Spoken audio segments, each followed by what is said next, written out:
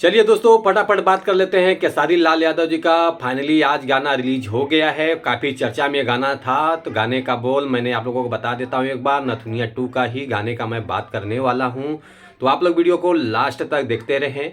और जो लोग भोजपुरी बुढ़ हंगामा चैनल को अभी तक सब्सक्राइब नहीं किए हैं वो लोग सब्सक्राइब कर लीजिए।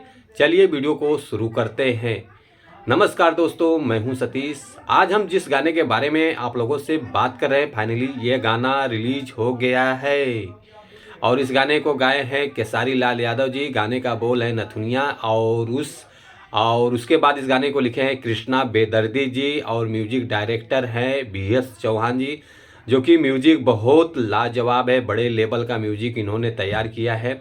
और एक्ट्रेस नज़र आने वाली हैं सलमान खान की हीरोइन डेजी शाह जी, जो कि काफ़ी अच्छी अच्छी फिल्मों में इन्होंने काम कर चुकी हैं। और उसके बाद ये सलमान खान के साथ में बहुत से मूवी में काम किया है।